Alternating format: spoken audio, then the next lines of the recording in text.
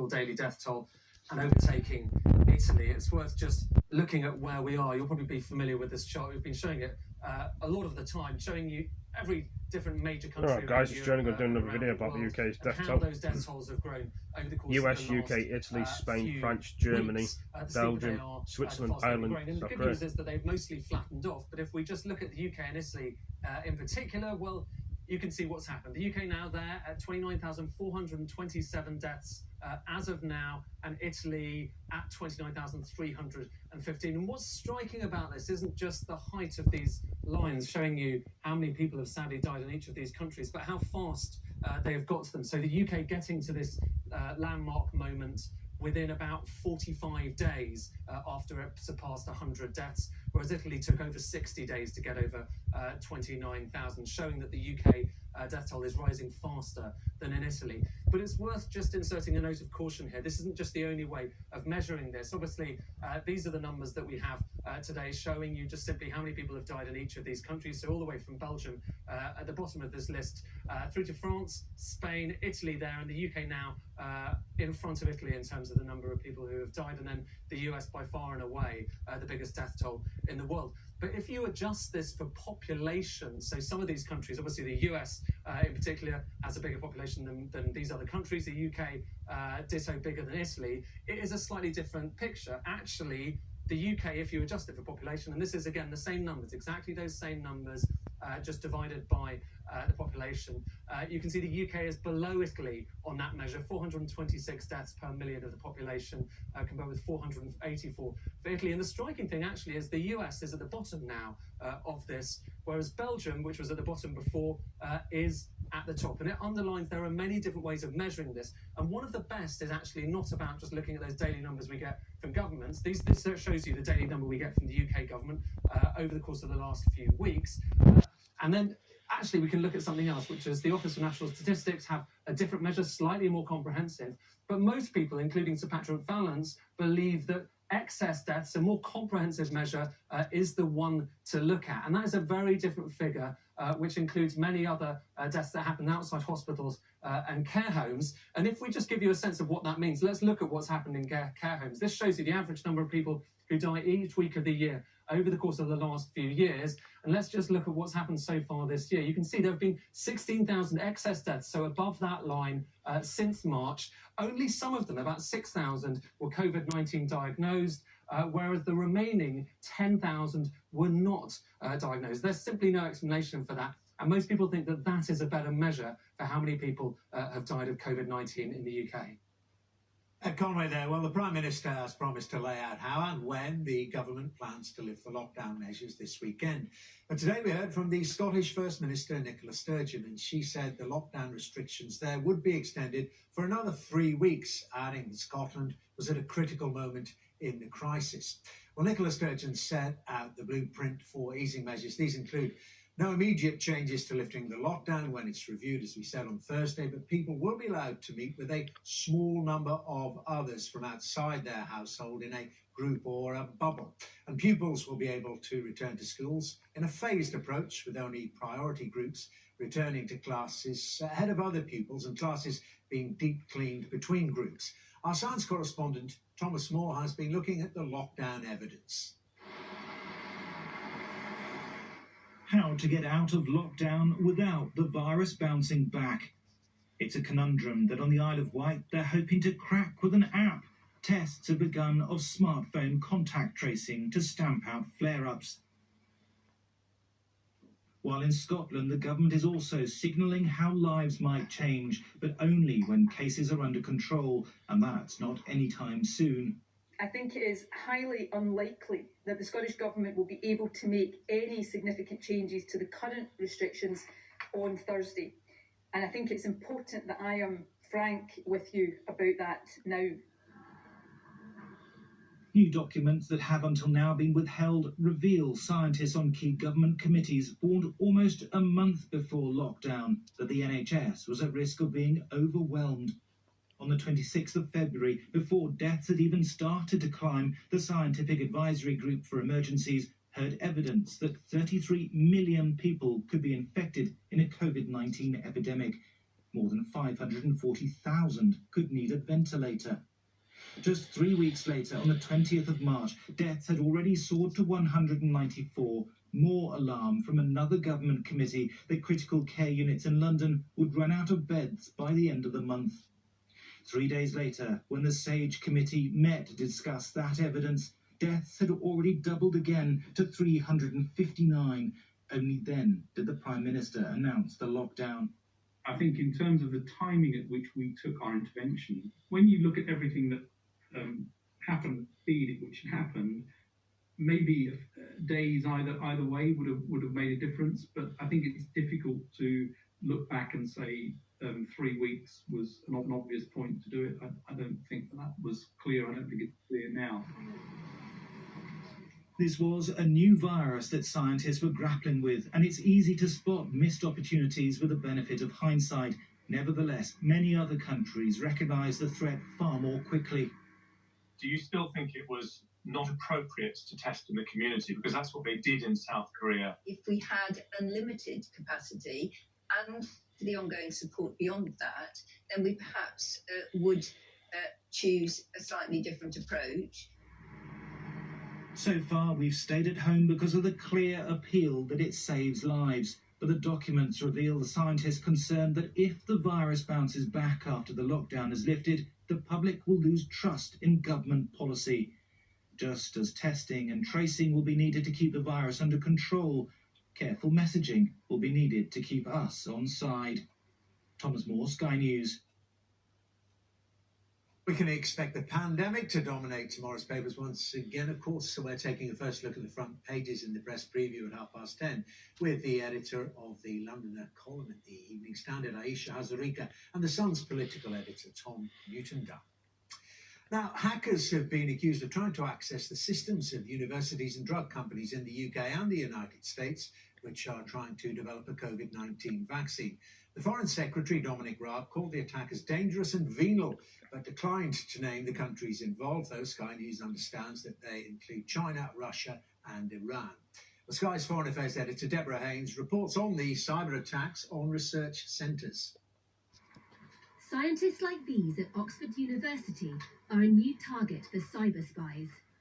Intelligence on coronavirus vaccine programmes is in high demand among all countries. But Britain and the United States are accusing some of launching cyber attacks to try to steal the data. They didn't name names, but the culprits are thought to include hacking groups from China, Russia and Iran. We have clear evidence now that these criminal gangs are actively targeting national and international organisations which are responding to the COVID-19 pandemic, which I have to say makes them particularly dangerous and venal at this time. We're absolutely determined to defeat coronavirus and also to defeat those trying to exploit this situation for their own nefarious ends. The National Cyber Security Centre and its US partner have issued a joint warning of the threat. They said targets include medical research facilities, pharmaceutical firms, even local government. Workers are being advised to improve password security to help fend off attack. The hacking threat is only set to rise as countries race to find a vaccine. We really shouldn't be surprised. COVID-19 is the top issue of our time, and every state is afflicted by the disease. So whoever is first to develop a vaccine is going to win influence and power and make a fortune. The pandemic has already inflamed tensions between the world's two biggest powers. The United States accusing China of covering up the truth about the virus. Beijing saying Washington is spouting disinformation. It's a criticism aimed at some UK MPs too. Regrettably, a few politicians in the UK have been addicted to the Cold War mentality. They compare China to the former Soviet Union, urge a review of China-UK relationship, and even call for a new Cold War. Such talks are political virus. If go unchecked, they will poison China-UK joint effort. The possibility of China being a source of cyber attacks won't calm its critics. though it's thought there's not been a successful hack of a UK healthcare target yet. Deborah Haynes, Sky News. Now, the number of people who have died with COVID-19 continues to grow, but behind all the numbers, of course, are real people. Let's take you through some of their stories. And, of course, we know the eldest was 108, the youngest was 5. Mother of 3, Elvira Buku, was an NHS healthcare assistant at Heatherwood Hospital in Ascot. She was raised in the Philippines, where she met her husband when they were teenagers before coming to the United Kingdom. Described by her colleagues as a ray of sunshine who was always smiling, Elvira passed away at home last month as she was self-isolating. Dr. Kamlesh Kumar Masson spent more than 30 years as a GP in Thurrock in Essex and had worked within the NHS for 47 years. He came to the United Kingdom back in 1973 after completing his medical training in India and working as a doctor in East Africa. Dr. Masson's family describe him as an honest, kind and generous man who would have wanted to practice medicine for many more years to come. And Caroline Sawnby, a mother of twins from Newmask on Teesside. Caroline was working for an insurance company just a few days before she passed away. Her twin sister says their lives have been ripped apart, and Caroline was the most kind, selfless, generous, loyal person you would ever meet. Now, a student nurse from China living in the United Kingdom says he was told to go back to his own country with his virus. It's just one example of the rising number of hate crimes against Chinese people in the UK, according to new police figures seen by Sky News. The rate of offences, including assaults and harassment between January and March, was nearly 3 times that of the previous year. Our Home Affairs editor, Mark White, reports on the rise in hate crimes. It's ridiculous. You know, it did not come from Chinese food. It came from, it's a zoonotic disease. David Say came to the UK from Hong Kong as a young child, proudly career as an actor, writer and director. There are still so many others who are suffering. He's experienced his share of racist abuse over the years, but says it's nothing compared to what's happening now with coronavirus. If you listen to these dangerous politicians or far-right people who are scapegoating others, what that will lead to is fascism and Nazism. You know, we've got to oppose it. Police forces across the country told us of 267 recorded offences in the first 3 months of this year, compared to 375 for the whole of 2019. The Metropolitan Police recorded 63 offences, a 3-fold increase on the same period last year. They included the appalling assault on Singaporean student Jonathan Mock, attacked on Oxford Street. Michael Chu studies at university in Sheffield. He's also been abused and threatened with assault. We were literally just sat at the traffic lights, and he started just giving me all of this abuse, and he was threatening to come and basically just put me in hospital, in other words. And it was definitely unexpected, and I was quite shocked. These Chinese students at Southampton University were confronted by another group accusing them of spreading the virus.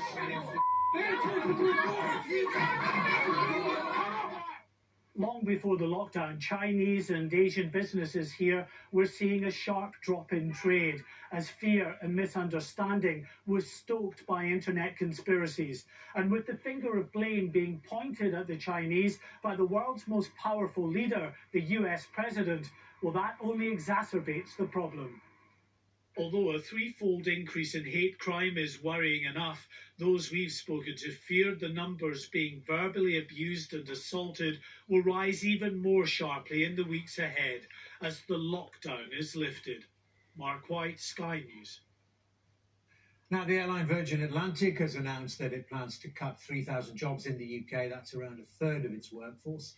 Virgin also plans to end its operations at Gatwick Airport and cut its fleet from 43 planes to 36. The airline said the redundancies were due to the impact of the coronavirus pandemic on the aviation industry.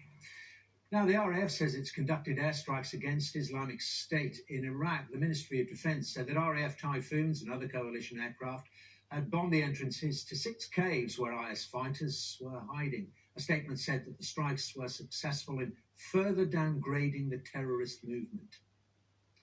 Customs officials have impounded 2 trunkloads of forged Iraqi antiquities. The 190 items, including clay tablets, figurines and animal-shaped pots, were originally suspected of being looted from archaeological sites, but when they were given to the British Museum for examination, they were found to be more recent. The museum says the market is now absolutely awash with forgeries. The chief executive of the tech company Tesla, Elon Musk, has posted a picture of his newborn baby son with the singer Grimes on Twitter. It's the singer's first child and his 6th. One image showed him holding the baby in his arms, the other showed the baby lying in his cot with a tattoo filter applied. Now, the child has an unusual name, to say the least, XAEA-12. Yes, indeed. Now, returning to the virus pandemic, as the government starts to set out its plans on easing lockdown measures, a strategy for the reopening of schools is being considered. It's been confirmed that this will be done in phases, so not all children would return at the same time, though the details of how that would work has not yet been made clear, adding to the concerns of some teachers. Sky's Gerard Tubb has been speaking to teachers and students about the prospects of schools reopening. Hi. Hi. How are you doing? I'm good. I'm good. Yeah. For school children across the country, this is as close as most have got to their friends for 6 weeks. We just done stuff at like school. She would have sent us instructions. Now the government says some, at least, could be returning to school soon. We will take a phased approach in terms of reopening schools, and we will always aim to give schools, parents and, of course, critically importantly, children the maximum amount of notice in terms of when this is going to happen. For many parents, that phased reopening can't come soon enough. Quite excited for my daughter because I know she's bursting to see her friends. Also, as sole carer of my 3 children, having one less to worry about would be quite nice, so I can focus on the 2 younger children. This morning we're going to be creating our own ornate Anglo-Saxon letters. Schools like this one in York, filmed just before the lockdown, are now wondering how they can meet government guidelines. Primary schools think Year 6 children might come back next month. We want kids to be safe in school, as safe as we can. Can I say we're going to be able to socially distance successfully? I don't think we can. But actually, will we try to minimise risk? Yeah, of course we can. Some secondary schools are keen for students in their final year of GCSEs and A-levels to return in June too, with some strict rules. We bought 16 mobile hand washing units, so we make sure that everybody gets their hands washed regularly when they come into school. We'll have a swimming pool full of sanitizer if we had a swimming pool, all that kind of stuff lined up. And we're just doing that thinking because we're going to have to change the way we run schools in terms of hand washing and sanitation, etc. It's strange seeing each other like through all the screens, but at least we do get to. But for many children, video calls will still be as good as they get till after the summer holidays. The government is expected to give a clearer idea of how schools will reopen this weekend. Gerard Tubb, Sky News. And this is Sky News tonight. Coming up, the hospital's expecting a lockdown baby boom.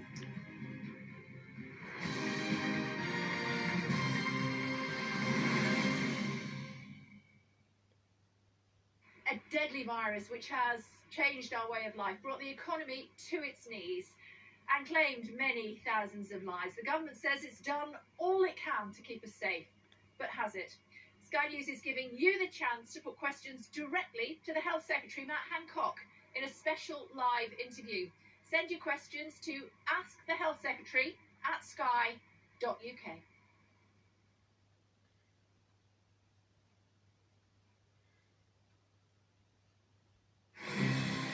Well, guys and girls, hope you've all enjoyed the video. Give it a like, give it a comment, share it with your friends. Now we're back into another video. I've done 2 videos today, this one and another one with the other MP talking about the UK's lockdown. Alright, see you in the next video. Thank you for joining me. Peace.